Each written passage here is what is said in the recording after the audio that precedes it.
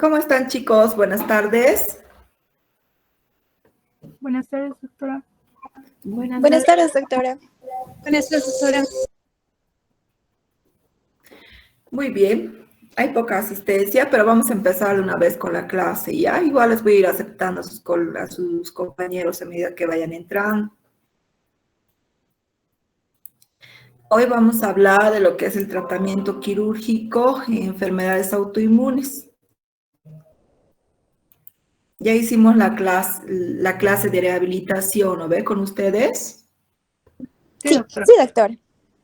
Muy bien, esta sería la última semana entonces para reemplazar clases. La próxima clase van a ser clases normales y vamos a empezar con enfermedades de base, ¿ya? Doctora, entonces, ¿vamos a dar el parcial hasta la próxima semana o hasta esta clase? Hasta aquí el examen, ¿ya? Ya, está bien, doctora, gracias. Pero hay que seguir avanzando, ¿no? El examen del primer parcial va a ser hasta tratamiento quirúrgico. Así es que pongan atención, porque alguna pregunta puede entrar de esta clase también, ¿no? Bueno, ustedes saben, ¿no? Que los reumatólogos siempre intentamos proteger las articulaciones, evitando que el paciente empeore, ¿no? En la funcionalidad de cada articulación que tiene, aparte de tratar todas las enfermedades sistémicas que pueden llegar a presentar. Pero hay situaciones donde los pacientes por ahí ya vienen, digamos, muy atrasados en su tratamiento, o hay situaciones donde los pacientes ya, digamos, empeoran en la funcionalidad de alguna articulación y no se puede hacer nada, ¿no? Entonces hay que recién recurrir al tratamiento quirúrgico. Generalmente son los pacientes que tienen mucha sinovitis, mucha hipertrofia sinovial, a veces no van a responder al tratamiento ya. Hay situaciones que uno como reumatólogo con la experiencia ya sabe que no van a responder, ¿no? Y todas las enfermedades autoinmunes pueden producir un grado de discapacidad, sobre todo la artritis reumatoide, ¿no? Entonces, nosotros siempre tenemos que tener, digamos, una interconsulta presente con el traumatólogo. Ahora, ¿qué intervenciones quirúrgicas se hacen generalmente en los pacientes que tienen enfermedades autoinmunes?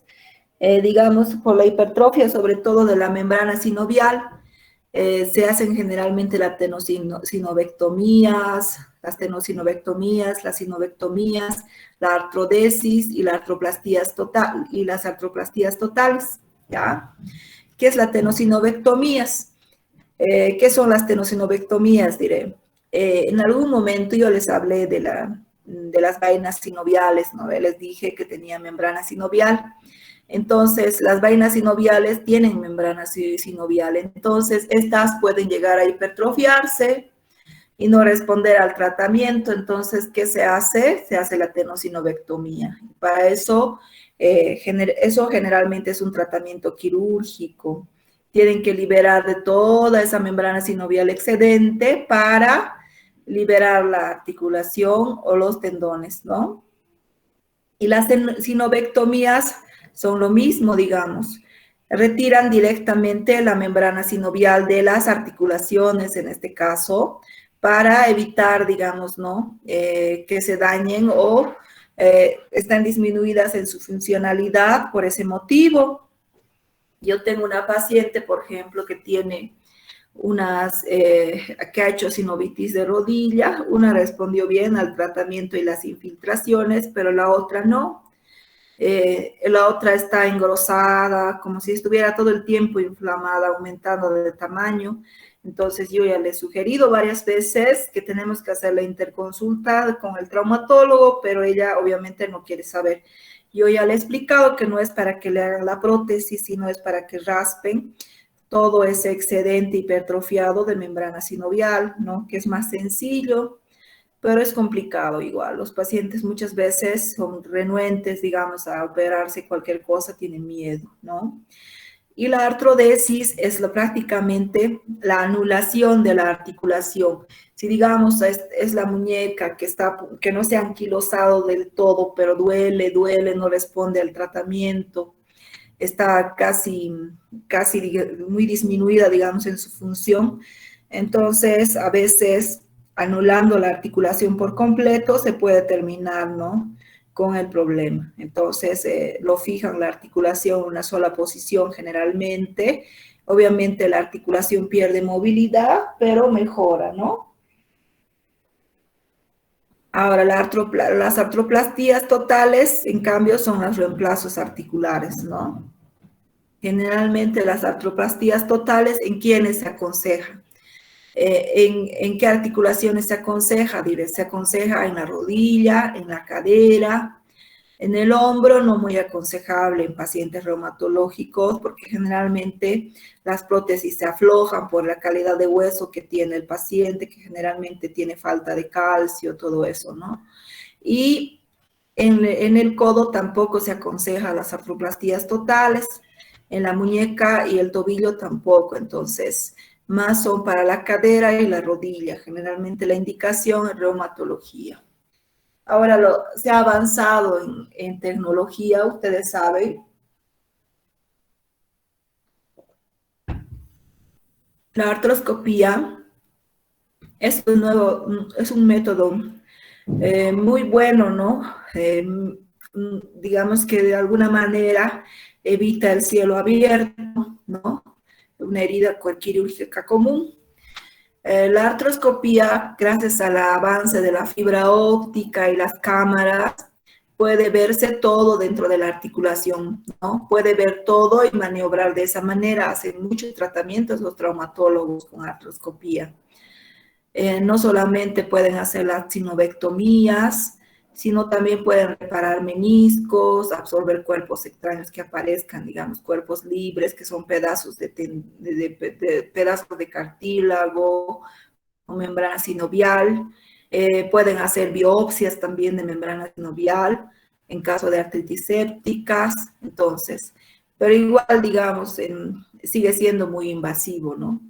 Nosotros generalmente los reumatólogos hacemos un tratamiento adecuado y si no responde cierta articulación, infiltramos, ya se responden muy bien a la infiltración y con eso podemos evitar todo esto, ¿no?, que es más agresivo. Ahora, generalmente el artroscopio consta de instrumento de irrigación, una lente de artroscopio y un instrumento quirúrgico, ¿no? También en caso de artritis sépticas pueden hacer lavados intraarticulares con este equipo. Ahora, la artroscopía es una técnica que permite visualizar el interior de las articulaciones para realizar un diagnóstico y también para llevar a cabo un tratamiento si es necesario.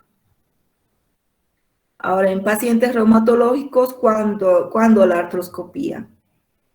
En caso de sinovectomía sin diagnóstico, eso generalmente en pacientes que ya tienen un diagnóstico como artritis reumatoide y básicamente van, digamos, a que les retiren el excedente de membrana sinovial, ¿no? También para hacer biopsias dirigidas, en caso de, por ejemplo, de artritis, monoartritis crónicas, por ejemplo, en esos casos se hace. Ahora, la sinovectomía artroscópica, la artritis séptica, para hacer lavados, en las artrosis también, que ya sean en las leves o moderadas, en los desejes, por ejemplo, arreglan también los desejes por artroscopía, en caso de varo o valgo, predominio de síntomas mecánicos, evaluar el estado articular antes de la cirugía abierta.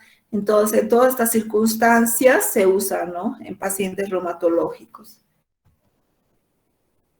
En el hombro se hace también la sinovectomía, se puede hacer por artroscopía. La artroscopía, chicos, generalmente se utiliza en articulaciones grandes, ¿ya? ¿En qué articulaciones se puede usar? Hombro,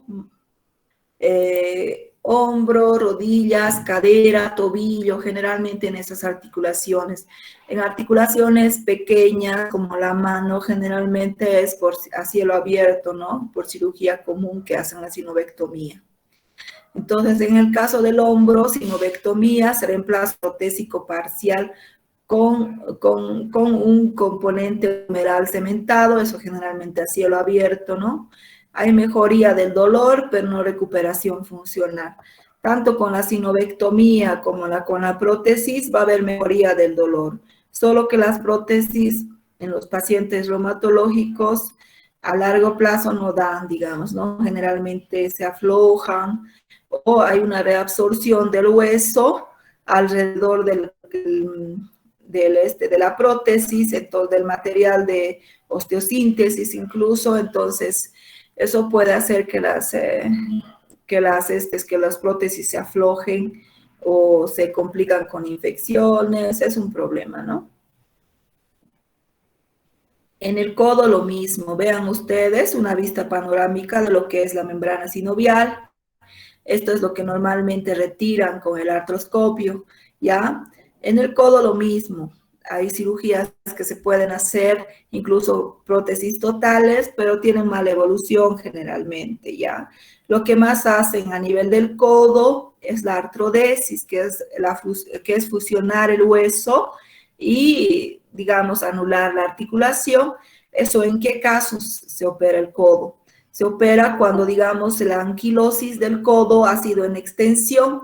¿Qué significa anquilosis? Significa pérdida total de la articulación, ¿no? Ya no tiene articulación, está totalmente pegado hueso con hueso.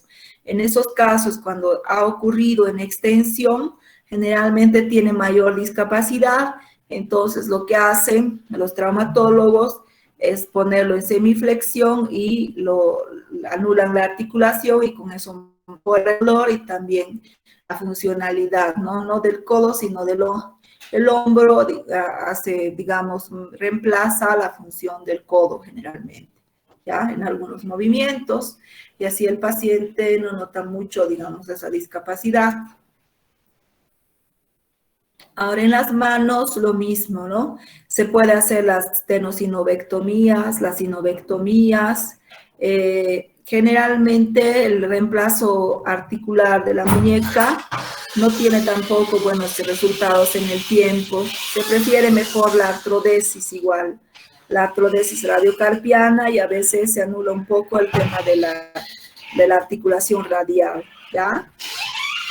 Solo así, digamos, en casos de que los pacientes no respondan. Las cirugías de mano en algunas situaciones tienen mejoría a nivel estético, pero no funcional. Cuando se operan las falanges, las metacarpofalángicas, generalmente tienen mejoría a nivel estético, no se ve tan feo, digamos. Pero en la parte funcional pueden más maniobrar con las manitas torcidas que con las manitas operadas. Con las manos operadas pierden bastante funcionalidad. Yo lo he visto en mis pacientes y sé de lo que les hablo. Ahora, en caso de, digamos, algunas deformidades especiales que hay en la mano, que sí o sí deben ir a cirugía, por ejemplo, esta mano, ¿no? La manito en cuello de cisne. En pacientes con lupus, les he dicho que esto se puede luxar, puede volver a su lugar, pero en pacientes con artritis reumatoide a veces la articulación se pega, se anquilosa en esta situación, ¿no? Entonces, en ese caso, el paciente tiene mucha dificultad para llegar a hacer la pinza. Imagínense, hasta ahí se quedó la pinza, ¿no? Y no puede maniobrar, digamos, mucho con los dedos extendidos. Así mueve las metacarpofalángicas, pero no llega, digamos, a hacer la pinza ni el puñete.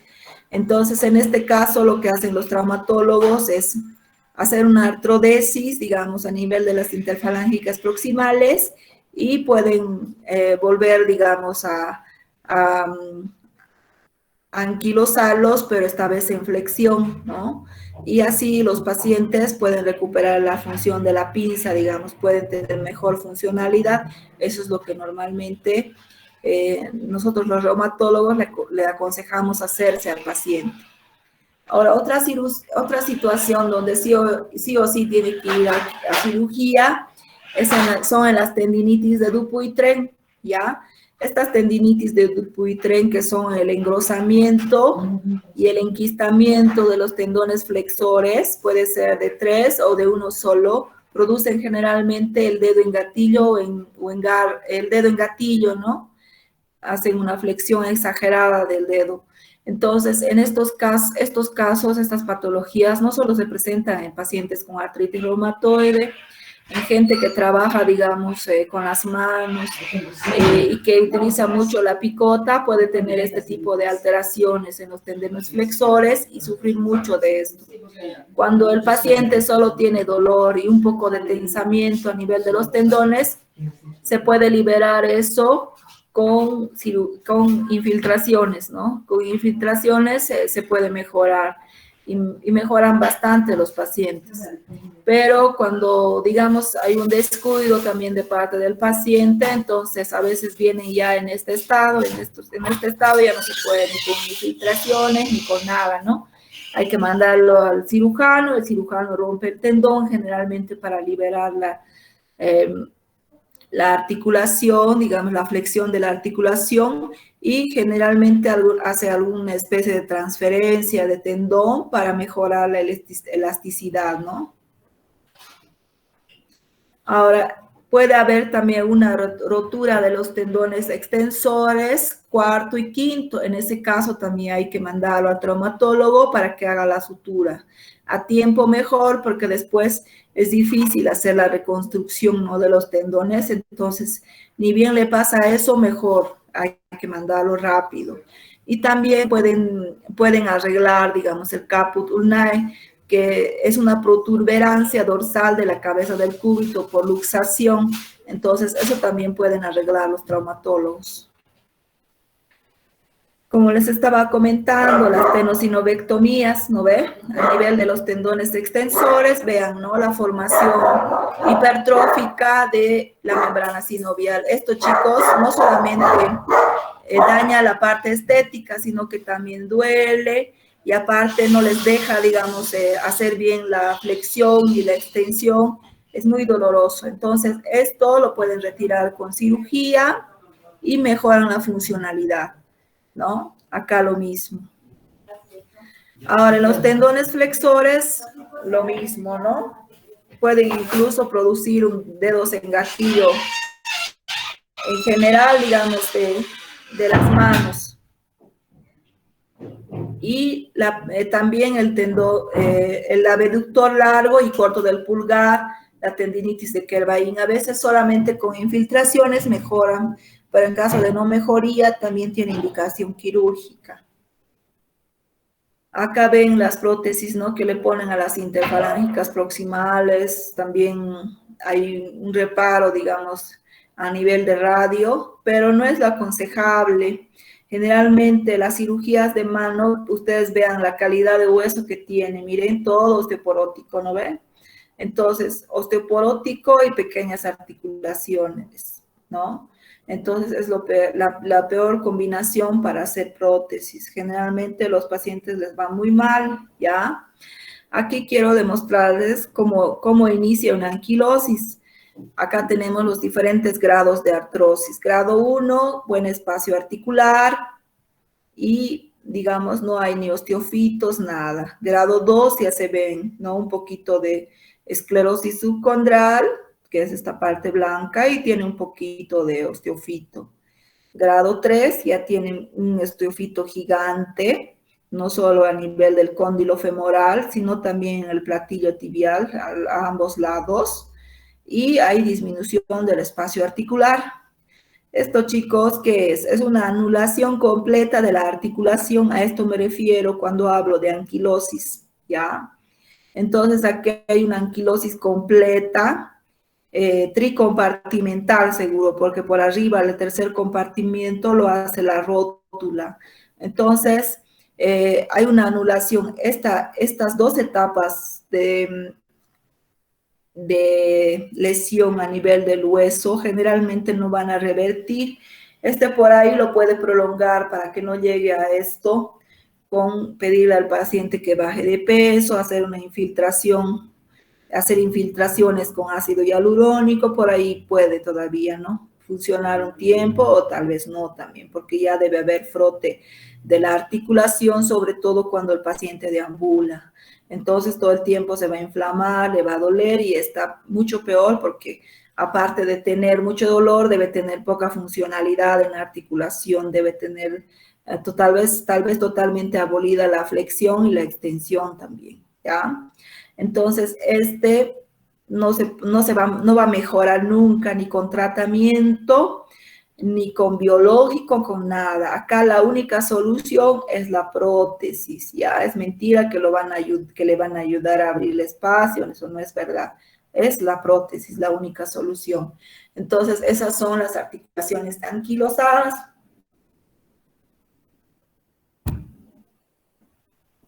Esto en pacientes con artritis reumatoide les pasa en la muñeca, les pasa en la cadera, les pasa en las manos, les pasa en la rodilla, en el tobillo, en los deditos de los pies, en todas las articulaciones que se mueven, puede pasarles, ¿no?, a los pacientes con artritis reumatoide. En la artrosis generalmente les pasa a las personas mayores y solo en una articulación. No se olviden que en la artritis reumatoide la lesión a veces es simétrica, entonces puede ser en los dos lados, ¿no? Entonces, ¿para qué es la prótesis? El reemplazo total de rodilla tiene como finalidad aliviar el dolor, recobrar el rango de movimiento, la estabilidad y corregir deformidades en las rodillas afectadas, ¿no? ¿Cuáles son las indicaciones de artroplastía total de rodilla?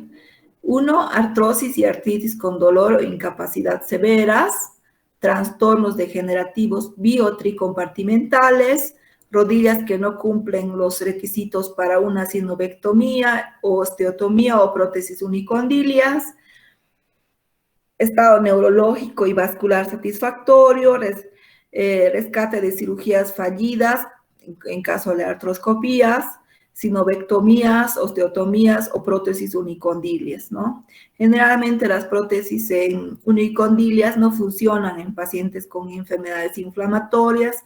Si es que necesita prótesis, tiene que ser total. ¿En quiénes no se puede hacer las prótesis de rodillas? En infección articular actual o reciente, artroscopía neuropática o enfermedad vascular periférica severa, son contraindicaciones relativas las siguientes: parálisis de cuádriceps, disfunción mental. La obesidad no se considera contraindicación.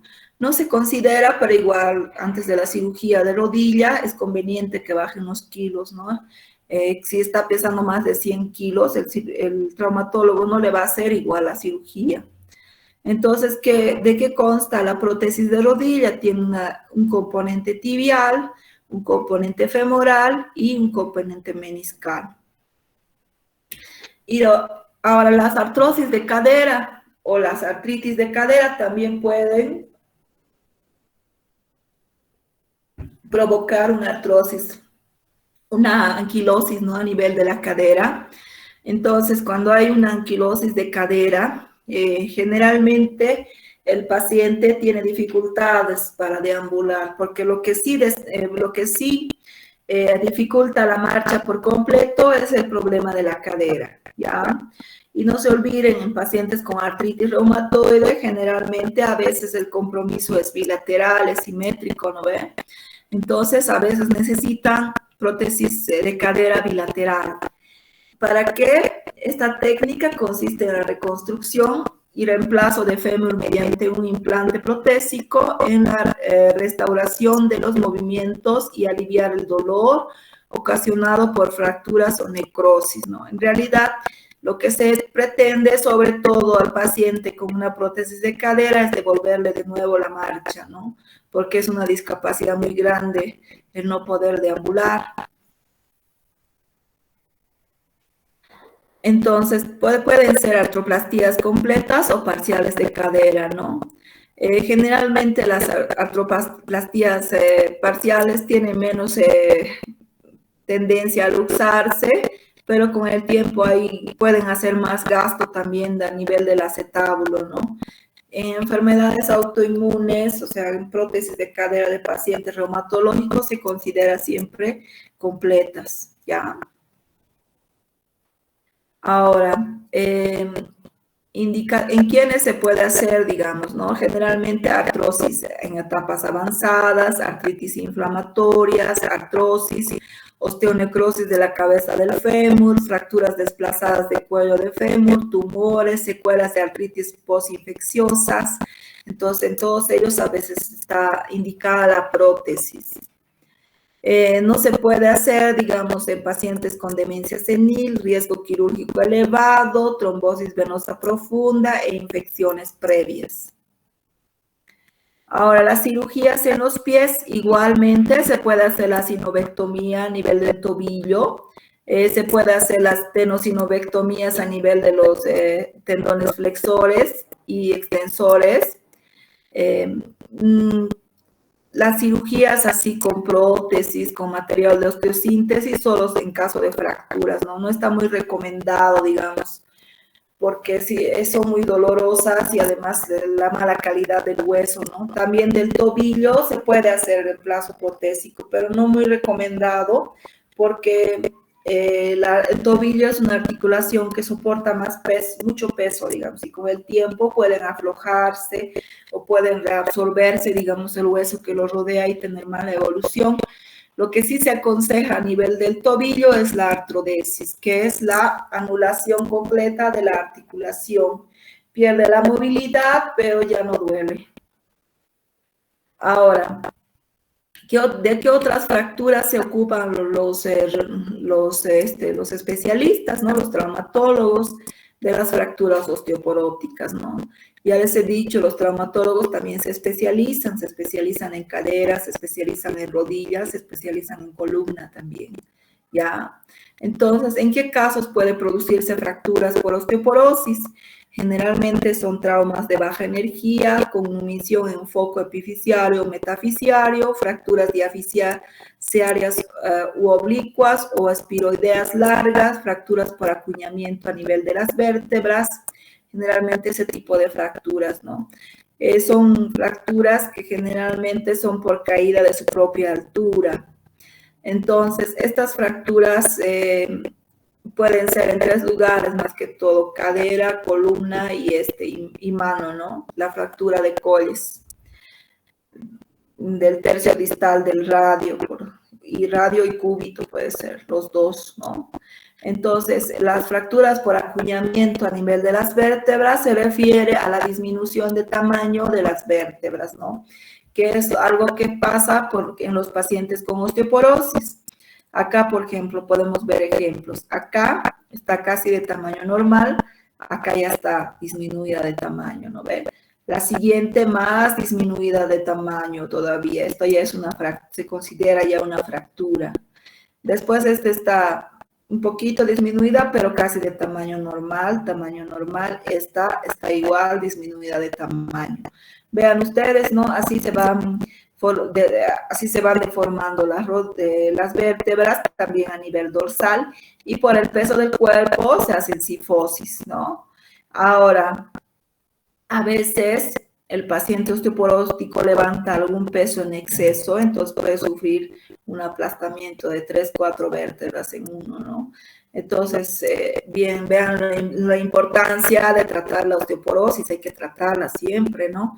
Y sería bueno también detectar osteoporosis temprana en personas que pasan ya los 45 años, por decir, después de la menopausia, ya se hagan un estudio, ¿no?, de densitometría ósea para ver si tienen o no tienen falta de calcio en los huesos. ¿En qué lugares se fractura generalmente la osteoporosis? Ya les había comentado, ¿no? La muñeca, la cadera, la columna, ¿no? En las fracturas de cadera tienen harta mortalidad, ¿no? Porque generalmente son gente mayor, las que tienen osteoporosis y el reposo prolongado que deben guardar por el tema de la fractura hasta que se recuperen, a veces conlleva problemas secundarios, ¿no? O reactivo problemas de salud que ellos ya tienen y se complican. Entonces vean acá las fracturas de cabeza femoral, cuello de fémur y acá también, ¿no? Las distintas formas de fractura. Generalmente el hueso osteoporótico es débil de por sí, ¿no? No agarra bien los materiales de osteosíntesis. Entonces es un problema. Los pacientes con osteoporosis generalmente no pueden curar de sus fracturas fácilmente.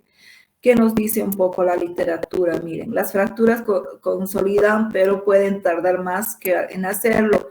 El mayor problema técnico del cirujano es lograr una fijación segura del implante en el hueso. Hay menos hueso cortical y esponjoso para retener las espiras de los tornillos y el hueso tiene menor fortaleza para retenerlos. Puede haber reabsorción ósea a nivel de los implantes, con el consiguiente aflojamiento y falla de la fijación. O sea, no solamente eso, ya les había comentado que a veces el hueso empieza a desaparecer, ¿no? El hueso que está protegiendo los tornillos empieza a desaparecer, se reabsorbe. Entonces, imagínense, ¿no? Se afloja esto y ya hay que reoperar otra vez. Es un problema, pues, ¿no? Igual, los sistemas que utilizan, digamos, de osteosíntesis no consiguen buena fijación, ¿no? En el hueso osteoporótico.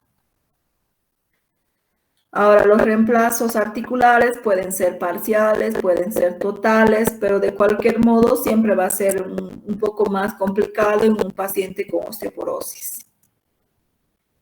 La baja densidad ósea y la excesiva fragilidad de los huesos es un gran problema para el manejo de las fracturas. La curación más lenta de las fracturas hace que la dependencia del implante sea más larga. Se trata de una carrera entre el tiempo de consolidación de la fractura y la resistencia del implante, ¿no? Imagínense, generalmente en pacientes con osteoporosis es más complicado. Y si, bueno, le pusieron un material de osteosíntesis, generalmente cuando ya es una persona mayor ya se lo dejan de por vida, ¿no? Ya no se lo sacan, porque al sacárselo pueden ocasionar otra fractura. Entonces lo dejan ahí nomás, ¿no? Ahora, el manejo quirúrgico de las fracturas de la columna por osteoporosis. Bueno, es un sitio frecuente de fracturas, ¿no? Por osteoporosis, se producen por baja energía, la mayoría de las fracturas son estables y no requieren de tratamiento quirúrgico. Los pacientes que tienen dolor persistente, continúan con colapso de vértebras, requieren de algún tratamiento quirúrgico. La vertebroplastía y la cifoplastía es el procedimiento para tratar el colapso de los cuerpos vertebrales. Bueno, esta paciente, por ejemplo, normal, ¿no ve? Paciente con osteoporosis severa, generalmente cifosis. ¿Por qué se produce la cifosis? Por la disminución del tamaño de las vértebras, ¿no? Ahora, las vértebras, la vertebroplastía consiste en poner cemento dentro del cuerpo vertebral. En sí lo que hace es fijar, digamos, la articulación y así disminuye el dolor, ¿ya? Pero no restablece la altura del cuerpo vertebral. Entonces el paciente estará bien de dolor, pero seguirá, digamos, con su cifosis en caso de osteoporosis. Este tratamiento igual les hacen, ¿no? A los pacientes que tienen metástasis óseas a nivel del hueso, a nivel de las vértebras, también las fracturas vertebrales, digamos, traumáticas, muchas veces hacen con el tiempo hacen este tipo de tratamiento. Vean ustedes, ¿no? La inyección del cemento dentro del hueso, pero a veces puede complicarse, ¿no? Porque están manejando una sola zona delicada, por ahí se les va la aguja por la fragilidad del hueso y pueden poner material de contraste fuera de la columna, imagínense, ¿no? A nivel de la pleura, reacción en el mediastino, o puede ser, digamos, en la parte del tubo neural si está a nivel dorsal. Entonces vean ustedes lo riesgoso que tiene la cirugía, ¿no? Acá ya se ha inyectado, acá también. Esto lo hacen generalmente para calmar el dolor cuando ya no responden a nada, digamos. Ahora, la cifoplastía es lo mismo, digamos. Inyectan la aguja dentro del cuerpo vertebral y después lo inflan como si fuera un stent. Entonces, al inflarlo como stent, recién rellenan con material de cemento, ¿no?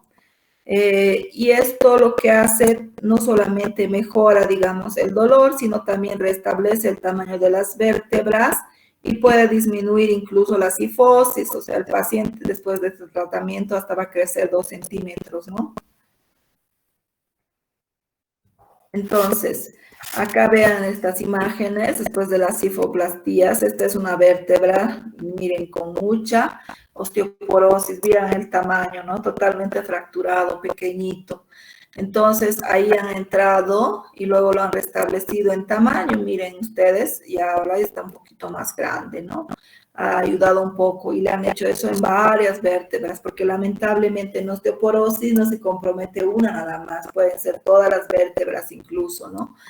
Pero les cuento que con tratamiento van bien las pacientes, no siempre necesitan cirugía. Ahora, si de repente sufren, digamos, un colapso vertebral, que pueden ser un apiñamiento de 2 a 3 vértebras, en ese caso sí, ¿no? El dolor es insoportable, no mejora con nada, entonces ahí sí tienen indicación quirúrgica. Entonces, vean ustedes, ¿no? Que también hay situaciones donde sí o sí los pacientes, aunque quieran, se tienen que operar, pero en el caso de las fracturas vertebrales, generalmente los pacientes con buen tratamiento, aunque tengan pinzamientos, van bien, ¿no? Siempre las cirugías van a tener alto riesgo y sobre todo a nivel de la columna y además que son carísimas, ¿no? Bueno, chicos, ¿alguna pregunta? Buenas tardes, doctora. Doctora, recuerda que en prácticas nos mencionaba igual que aparte de los osteofitos había los sindofitos, si no me Sin equivoco. desmofitos, sin Sí, desmofitos. esos exactamente. En este tipo de casos, igual podríamos hacer una operación. Mira, generalmente los sindesmofitos se forman en toda la columna, ¿no? Es un poco complicado.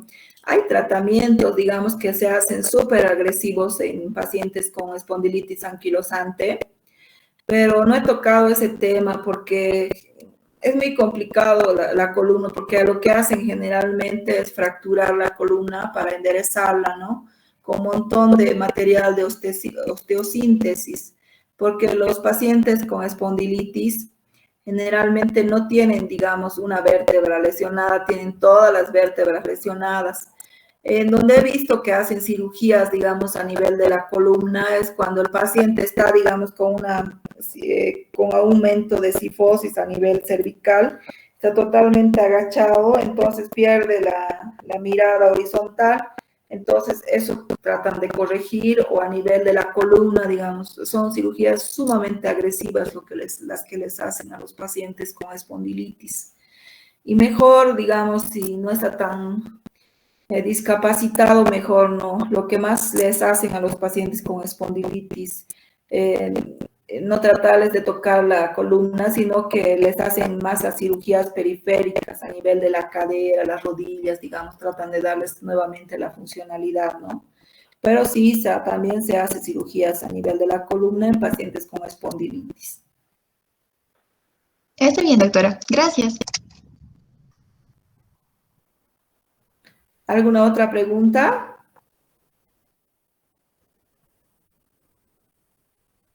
Bueno, chicos, espero que hayan aprendido algo con esta clase. Nos vemos en nuestra próxima clase. Bueno, hasta luego. Empezaremos con patologías. Esta es la última semana que tienen su clase extra para igualarse. Hasta luego, chicos.